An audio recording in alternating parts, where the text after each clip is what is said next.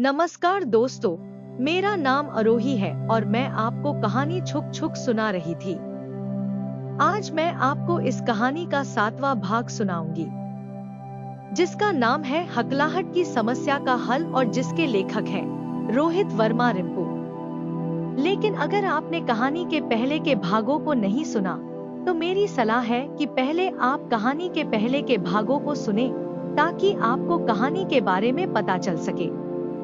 कहानी के पहले के सभी भागों का लिंक वीडियो के डिस्क्रिप्शन में दे रखा है। अब ज्यादा देर ना करते हुए कहानी के 7वें भाग को शुरू करते हैं। कहानी छुक छुक भाग 7, नाम हकलाहट की समस्या का हल। छवि अब बड़ी हो गई थी और बड़ी होने के साथ साथ उसकी हकलाहट की समस्या भी बड़ी होती गई।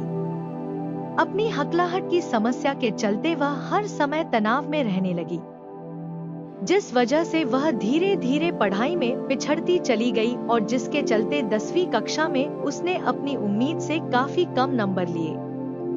वह जैसे तैसे 10वीं कक्षा पास कर चुकी थी और आगे की पढ़ाई के लिए उसे कॉलेज में जाना था, परंतु वह अपनी हकलाहट की समस्या के कारण वहां पढ़ने से कतरा रही थी, क्योंकि स्कूल में तो वह जैसे तैसे चुप रहकर या कम बोलकर गुजारा कर लेती थी, परंतु कॉलेज में बोले बिना गुजारा नहीं था।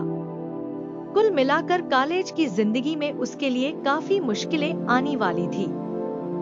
इसलिए उसने बिना कॉलेज में दाखिला लेकर घर बैठे ही पढ़ाई करने का फैसला किया।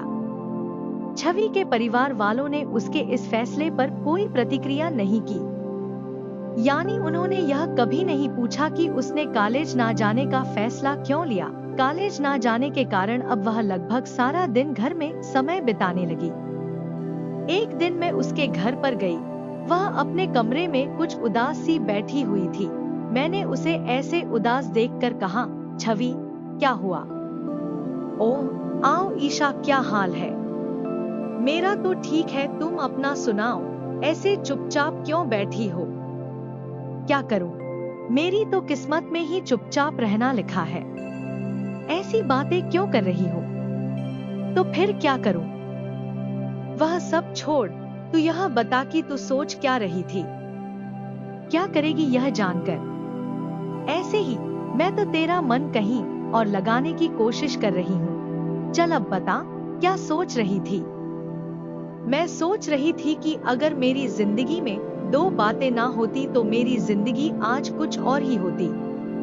कैसी 2 बातों? मेरा मतलब कि कौन सी 2 बातों? पहली बात यह कि मैं एक लड़की के रूप में पैदा ना होकर एक लड़के के रूप में जन्म लेती, और दूसरी बात यह कि अगर मुझे हकलाहट की समस्या ना होती, तब मेरा जीवन कैसा होता? कैसा होता? अगर मैं लड़का होती तो कोई मुझे इस प्रकार नजरअंदाज ना करता। मुझे मेरी दादी और माता पिता का भरपूर प्यार मिलता। मैं अपने परिवार का सबसे लाडला सदस्य होती। मेरे एक ही बार कहने से मेरी हर प्रकार की ख्वाहिशें पूरी की जाती। और अगर मुझे हकलाहट जैसी कोई समस्या ना होती तो यह सोने पर सुहागे जैसी बात होती। मैं यह सोचती हूँ कि अगर अब मेरी हकलाहट की समस्या ठीक हो जाती है तो मेरा जीवन की आधी समस्याएं ठीक हो सकती हैं। मेरा जीवन कुछ बदल सकता है। कई बार यही कुछ सोचते सोचते मैं किसी और दुनिया में चली जाती हूँ, और इसी कश्मकश के बीच मुझे नींद आ जाती है और मैं सो जाती हूँ। मैं सपना देखने लग जाती हूँ। सपने में देखती हूँ कि मेरी हकलाहट की समस्या बिल्कुल ठीक हो गई है। मैं सामान्य जैसी बोलने लग गई हूँ।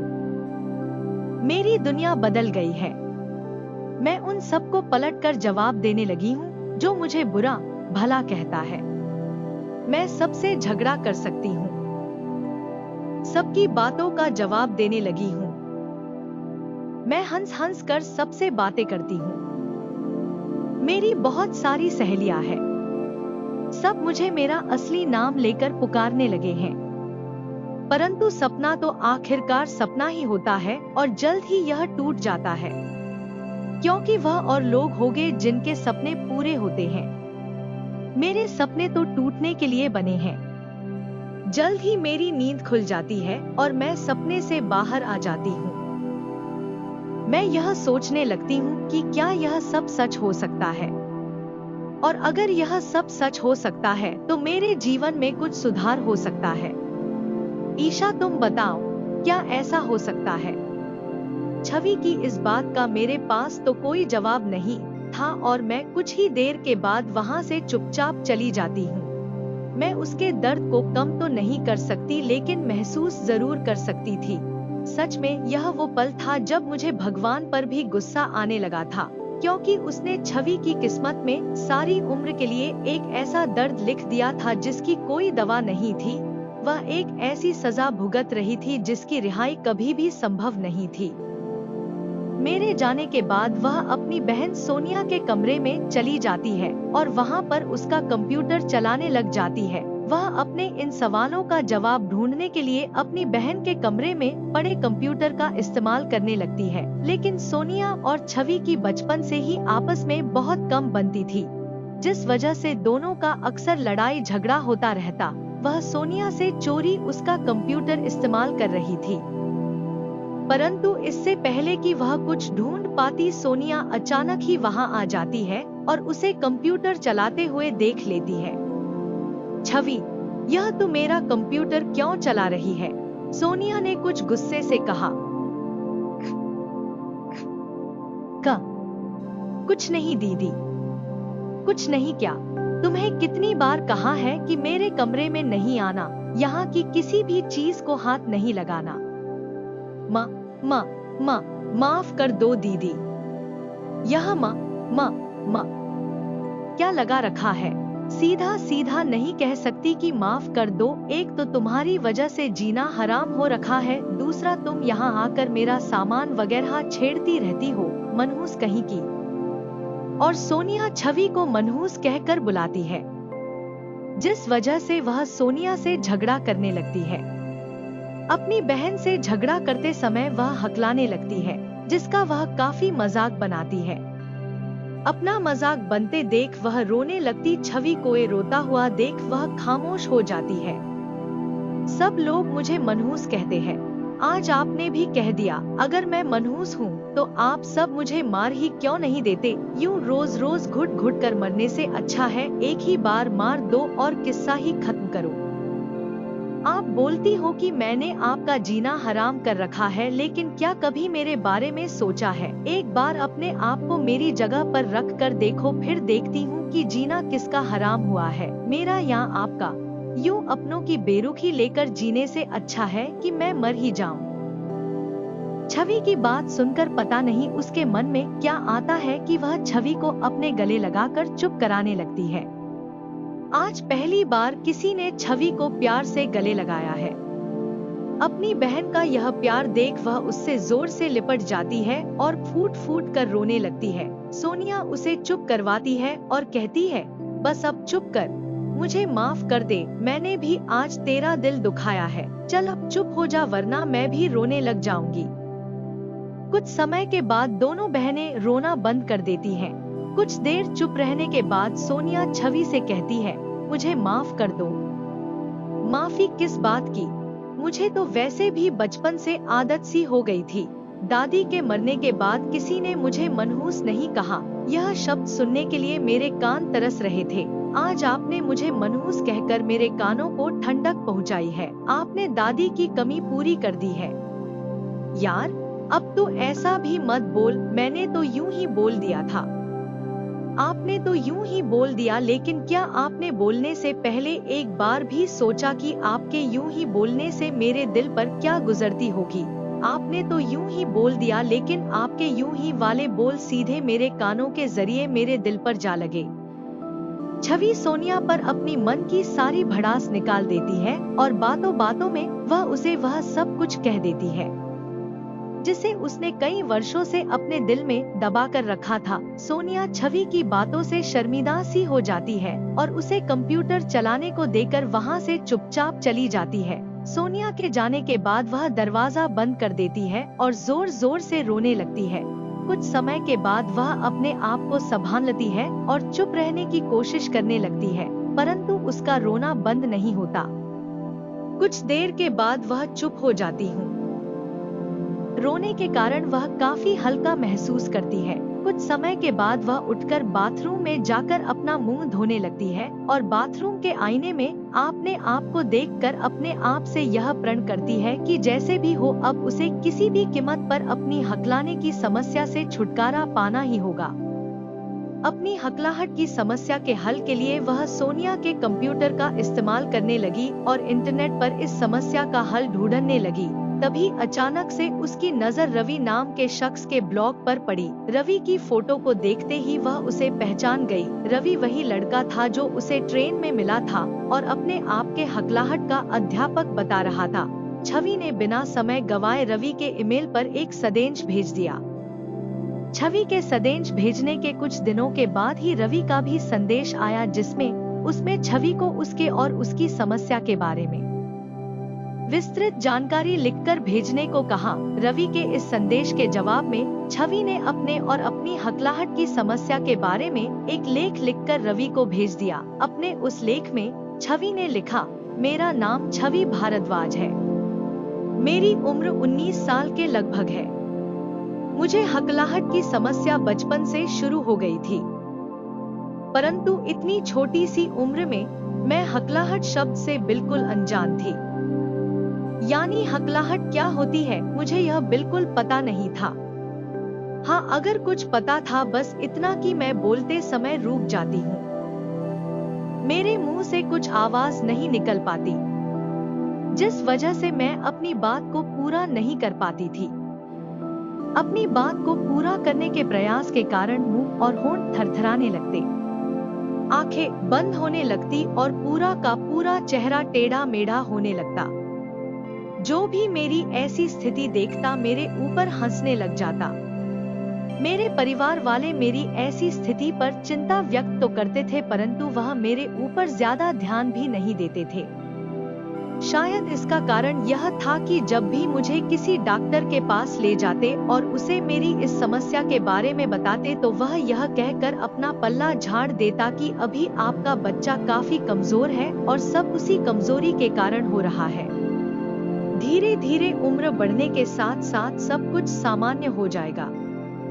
लेकिन यह बात मेरे ऊपर हंसने वालों या मेरी समस्या का मजाक बनाने वालों को कौन बताए?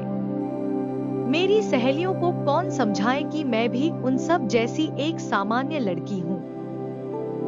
जब मैं 5वीं कक्षा में पढ़ती थी तो मेरी एक अध्यापिका मेरी हकलाहट का मजाक बनाने के लिए मुझे कक्षा में खड़ी करती और जानबूझकर मुझसे कुछ ना कुछ पूछती रहती। जब मैं हकलाने लगती तो पूरी कक्षा के साथ वह भी मेरे ऊपर हंसने लगती। मैं कई बार उनके पास गई और उन्हें अपनी समस्या के बारे में बात की और उनसे आग्रह किया कि वह मेरे साथ ऐसा बर्ताव ना करे, परंतु वह नहीं मानती और उल्टा मेरे को ही बोलती कि जा जाकर जिसको बोलना है बोल दे। मैं किसी से नहीं डरती। उसकी ऐसी बातें सुनकर मेरा दिल करता था कि मैं उसका खून कर दूं, उसे जान से मार दूं। मैं उसकी शिकायत अपने परिवार वालों से करनी चाहिए, परंतु वह भी आजकल करते रहे और झूठी तसल्ली देते रहे। अंत में मैंने स्कूल के मुख्य अध्यापिका से उसकी शिकायत करना उचित समझा, परंतु अपनी हकलाहट की समस्या के कारण उनके पास जाने और उनसे बात करने की हिम्मत नहीं जुटा पाई। एक दिन मैंने एक कागज पर अपनी अध्यापिका के बारे में सब कुछ लिखा और उनके दफ्तर में जाकर उन्हें दे दिया।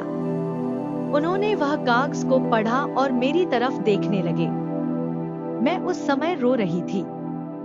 उन्होंने मुझे अपने पास बुलाया और मुझे चुप कराने लगे। उन्होंने चपरासी के हाथ संदेशा भेजकर मेरी उस अध्यापिका को बुलवाया और तुरंत ही उसे स्कूल से निकाल दिया। मुख्य अध्यापिका के इस कदम से मुझ में थोड़ा साहस तो आया, परंतु यह साहस ज्यादा देर ना रह पाया क्योंकि मेरा यह स्कूल केवल 8वीं कक्षा तक ही था।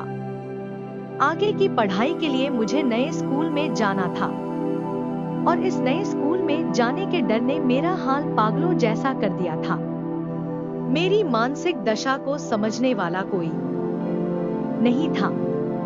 मैंने अपने परिवार वालों से इस बारे में बात करना बंद कर दिया था। मैं अकेली पड़ चुकी थी। नए स्कूल में मेरा स्वागत एक नए नाम से किया गया और यह नया नाम मेरी हकलाहट की समस्या को मद्देनजर रखकर छुक छुक रखा गया। इस छुक छुक नाम ने मेरी सारी काबिलियत और होशियारी को ढक दिया। किसी को मेरी मानसिकता से कोई लेना देना नहीं था।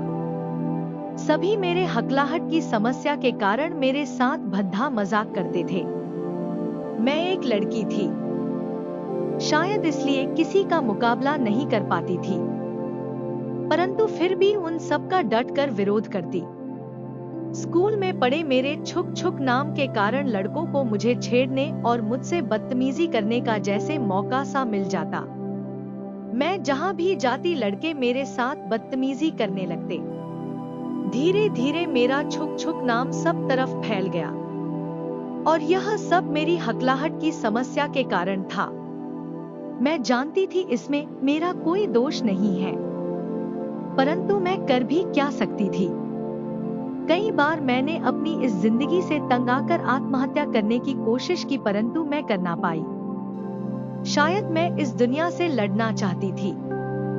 अब जबकि मेरी पढ़ाई खत्म हो गई है, मेरे घर वाले मेरी शादी को लेकर चिंतित है, परंतु मैं शादी नहीं करना चाहती, क्योंकि मैं जानती हूँ कि अगर मेरी शादी हो भी गई तो यह ज्यादा देर तक टिकने वाली नहीं है और मेरे शादीशुदा जीवन की इस नाकामी का कारण मेरी हकलाहट की समस्या ही होगी। और अगर ऐसा कुछ हुआ तो मुझे आत्महत्या करने से कोई नहीं रोक सकता। अब आप मेरी कुछ मदद करना चाहते हैं तो ठीक है, वरना मैं तो अपनी जिंदगी किसी ना किसी तरह गुजार ही लूंगी। छवि के इस लेख को पढ़ने के तुरंत बाद रवि ने उसे वापस एक संदेश भेजा और उससे मिलने की इच्छा जाहिर की। रवि ने अपना मोबाइल नंबर भी उस संदेश में लिख कर दे दिया। छवि ने इस बारे में मुझसे बात करने के लिए मुझे अपने पास बुलाया। मैं भी तुरंत उसके घर गई और उसने मुझसे कहा, यह रवि का संदेश आया है और उसने मुझसे मेरा मोबाइल नंबर मांगा है, तो इसमें दिक्कत की क्या बात है, दे दो। नहीं, ऐसी तो कोई बात नहीं, तुम समझ नहीं रही। मतलब यह कि जब मैं उसे अपना मोबाइल नंबर दूंगी तो जाहिर है वह मुझे फोन करेगा। तो दिक्कत इस बात की है कि उससे बात मैं कैसे करूंगी। तुम तो जानती हो कि तुम्हारे सामने तो मुझे काफी कम समस्या होती है, लेकिन किसी अजनबी के सामने मेरी हकलाहट की समस्या अपने चरम सीमा तक पहुंच जाती है। तुम इस बात की चिंता मत करो और उसे मेरा मोबाइल नंबर दे दो, मैं उससे बात कर लूंगी, यह ठीक रहेगा। मेरे कहने के तुरंत बाद छवि में रवि को संदेश भेजकर मेरा मोबाइल नंबर दे दिया और नंबर देने के कुछ ही मिनटों में रवि का फोन भी आ गया। हेलो जी, क्या मेरी बात छवि से हो रही है? जी नहीं, मैं छवि की दोस्त बोल रही हूँ। आप कौन?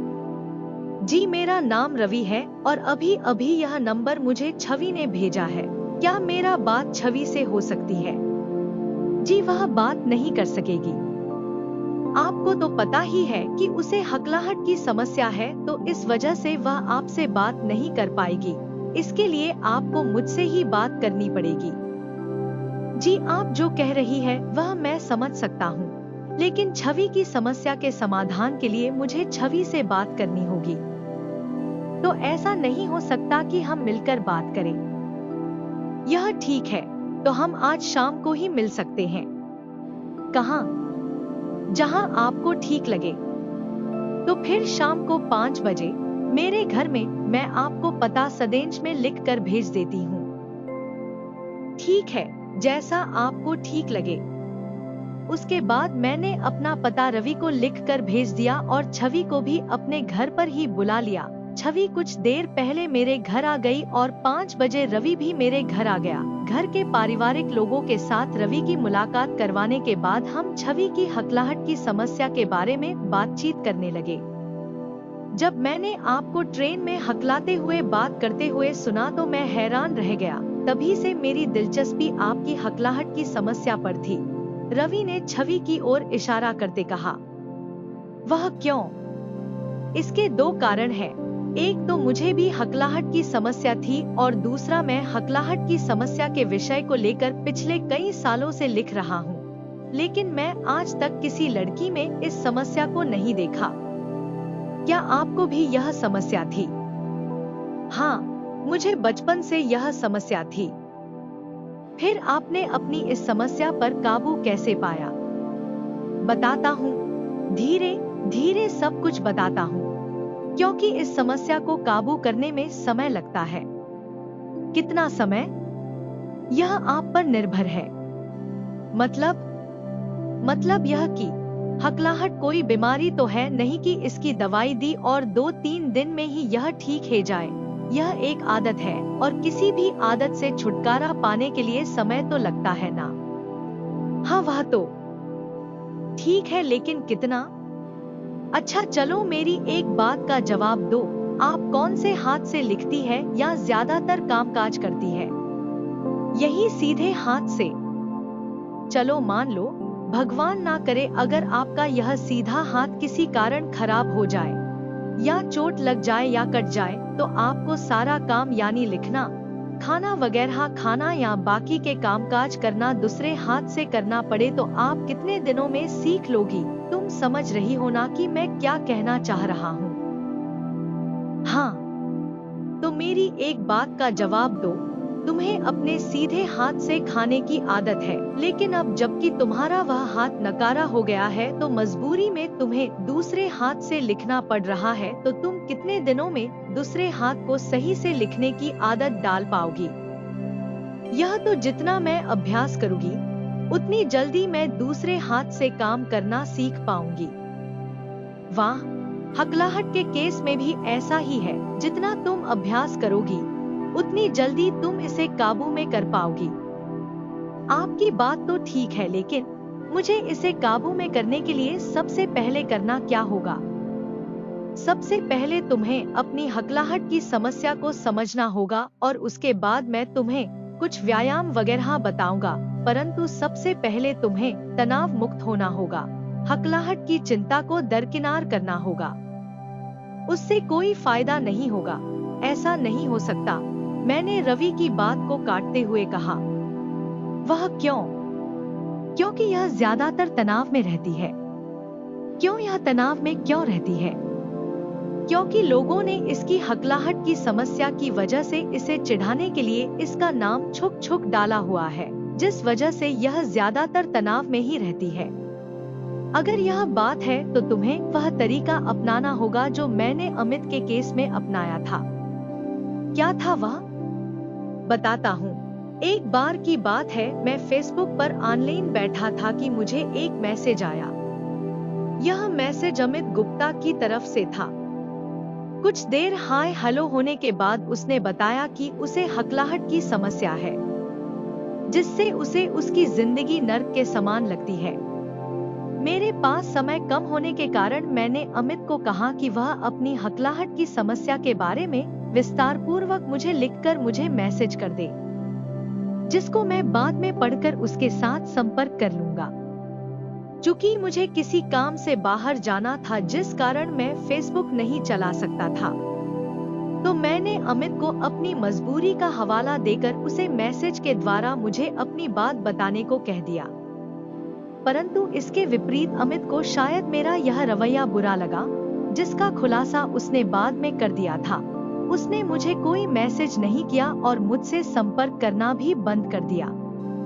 कुछ दिन उसके मैसेज का इंतजार करने के बाद मैंने उससे खुद संपर्क करने की कोशिश की और उसकी फेसबुक प्रोफाइल से उसका मोबाइल नंबर लेकर उसे फोन किया। कुछ देर बात करने के बाद मैंने उसके सभी गिले शिकवे दूर किए और उसे अपनी बात और अपनी हकलाहट की समस्या को विस्तार पूर्वक एक मैसेज के द्वारा बताने को कहा। वह मान गया। 1-2 दिन के बाद मैसेज द्वारा मुझसे संपर्क करने का वचन दे दिया। और फिर कुछ दिन के अमित का मैसेज आया, जिसमें उसने लिखा कि मेरा नाम अमित गुप्ता है, मैं 24 वर्ष का हूँ। मेरी हकलाहट की समस्या मेरे जन्म लेने के साथ ही शुरू हो गई। यानी जब भी होश संभाला अपने आप को इस समस्या से पीड़ित ही पाया। जब मैं हकलाते हुए बोलता था तो मेरे करीबी मेरा मजाक बनाते थे। मेरे दोस्तों ने मेरा नाम हकलू रखा हुआ था। यही नाम अब मेरी पहचान बन गया है। अपने हकलेपन की वजह से मैं जिंदगी में कुछ नहीं कर पा रहा हूँ। छोटे छोटे काम मेरे लिए काफी मुश्किल साबित हो रहे हैं। कई बार तो लगता है कि इस मुसीबत से अच्छा यह होता कि मैं गूंगा ही होता। कम से कम लोगों की सहानुभूति तो मुझे मिलती। मैं होशियार हूँ, परंतु मैं यह साबित कैसे करूँ? क्योंकि हकलाहट ने समाज में मेरी पहचान एक बुद्धू, आलसी और कामचोर के रूप में बना दी थी। हकलाहट ने मेरे ऊपर नालायक होने का ठप्पा लगा दिया है। कभी कभी तो लगता है कि इस नर्क से भरी जिंदगी से तो मेरा मर जाना ही अच्छा है। और अगर किसी ने मेरी मदद नहीं की, यानी मुझे मेरी हकलाहट की समस्या से निजात नहीं दिलाई, तो मेरे लिए मरने के सिवा कोई रास्ता नहीं बचेगा। क्योंकि मेरी शादी की उम्र हो रही है और घर वाले चाहते हैं कि मैं जल्द से जल्द अपना घर बसा लूं। परंतु मैं ऐसा नहीं चाहता, क्योंकि कोई भी लड़की यह नहीं चाहेगी कि उसका पति एक हकलू हो। और अगर किसी प्रकार मेरी शादी हो भी जाती है तो मेरे भविष्य का क्या होगा? मेरी वजह से मेरी पत्नी को भी जिल्लत झेलनी पड़ेगी। मैं खुद अपनी पत्नी की नजरों में गिर जाऊंगा और एक स्वाभिमान पुरुष यह कभी नहीं चाहेगा कि वह अपनी पत्नी की नजरों से गिरकर जिंदगी गुजारे। मैं बहुत परेशानी में हूँ। मुझे कोई ना कोई रास्ता अवश्य बताएं जिससे मैं अपना भविष्य तबाह होने से बचा सकूं। उसका मैसेज पढ़कर पहले तो मैं सोच में पड़ गया। मेरी आंखों में आंसू आ गए थे। मैं काफी उदास था, क्योंकि अमित में मुझे अपनी छवि नजर आ रही थी। ऐसा लग रहा था मानो मेरी पिछली जिंदगी, जिसे मैं भूलने की कोशिश कर रहा था, मेरे सामने आ खड़ी हो गई थी।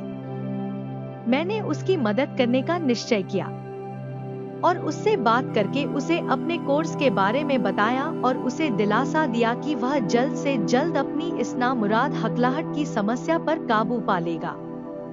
मैंने उसे हकलाहट की समस्या को दूर करने का कोर्स शुरू कर दिया। मेरे इस कोर्स में गले और सांस से संबंधित कुछ व्यायाम होते हैं और कुछ टोटके वगैरह होते हैं, जिनका पालन करके आसानी से हकलाहट की समस्या को काबू पाया जा सकता है।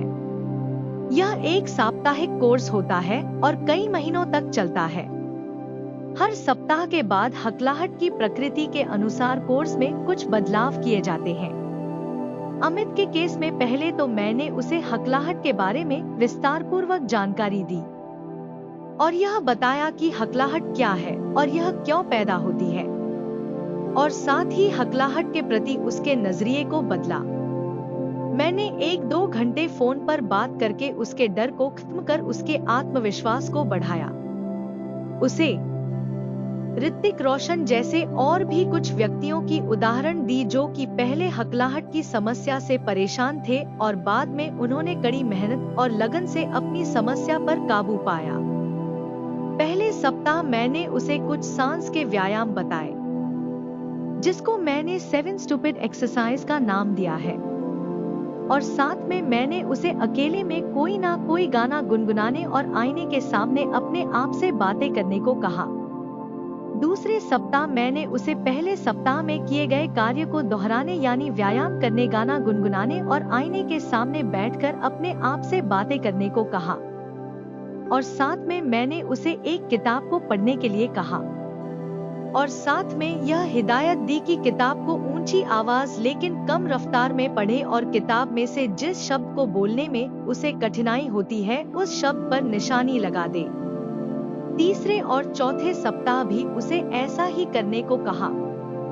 अमित को कोर्स करते हुए लगभग 1 महीना हो गया था, परंतु उसकी हकलाहट की समस्या में कुछ खास फर्क नहीं आया था, यानी उसकी समस्या ज्यों की त्यों स्थिर थी। फिर मैंने उसे अगले 15 दिनों तक व्यायाम, गाना गाने और किताबें पढ़ने को कहा और साथ में वह शब्द जिन पर उसने निशानी लगाई थी उनको बोलने के लिए कहा। 15 दिन के बाद अमित ने बताया कि उसकी समस्या अभी भी पहले जैसी ही बनी हुई है। मैं खुद हैरान परेशान था, क्योंकि उसे कोर्स करते हुए लगभग 1.5 महीने के आसपास का समय हो गया था, परंतु उसकी हकलाहट की समस्या में कोई कमी नहीं आई। मैंने मैंने अमित से उसके द्वारा किए गए हकलाहट के कोर्स की वीडियो मंगवाई ताकि मैं यह देख सकूं कि वह मेरा बताया गया कोर्स सही ढंग से कर रहा है या नहीं। कुछ दिन के बाद उसने अपनी वीडियो मुझे भेज दी।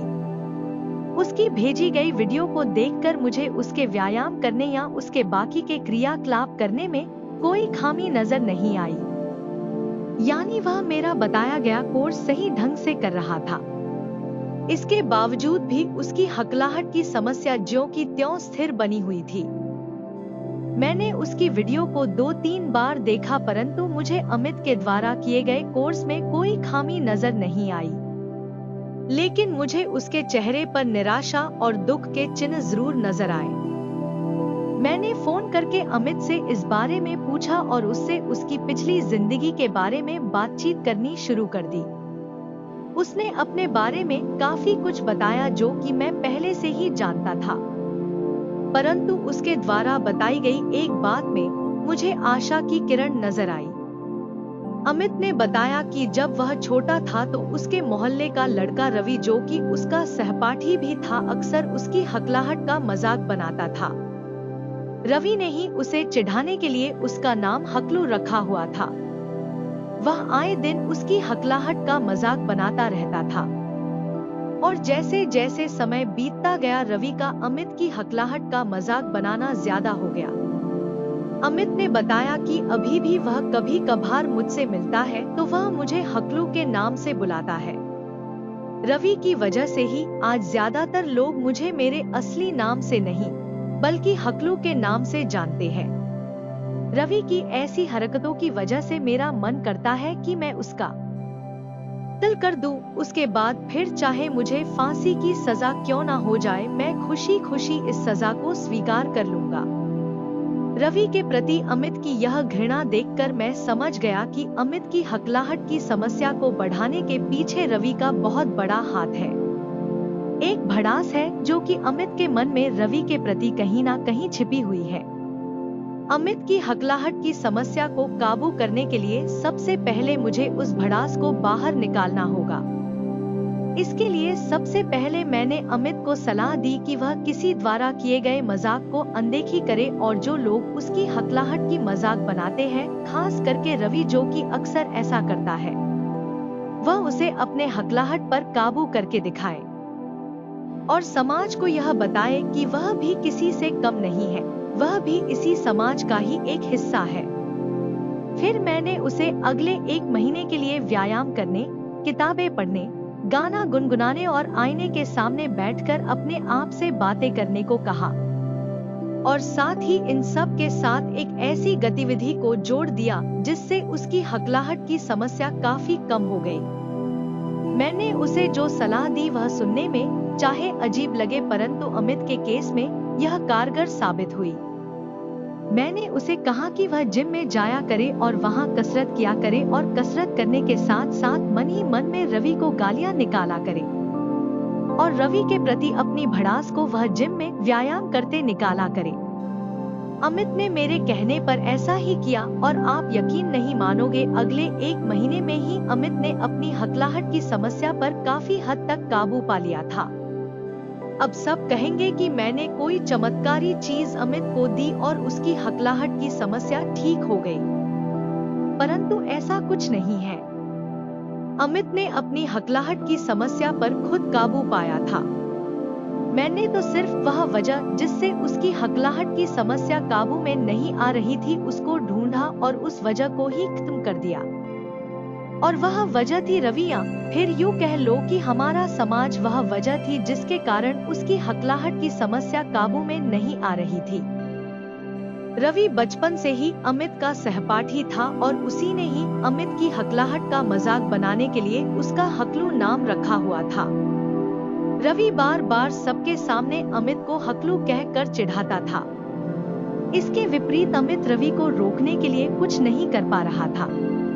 अमित के कहे अनुसार दोनों में कई बार मारपीट की नौबत भी आती थी, परंतु दोनों में जितना ज्यादा झगड़ा होता उतना ही ज्यादा रवि अमित को हकलू नाम से चिढ़ाता। अमित रवि के इस मजाक के सामने बेबस था। रवि को मजाक करता देख उसके बाकी के साथी सहपाठी भी अमित को इसी नाम से बुलाने लगे थे। अमित के ऐसे हालात की असली वजह रवि ही था, जिस वजह अमित के मन में रवि के प्रति घृणा और नाराजगी पैदा हो गई थी, जो कि धीरे धीरे भड़ास में तब्दील होती जा रही थी। यही भड़ास अमित को उसकी हकलाहट को काबू करने में आड़े आ रही थी।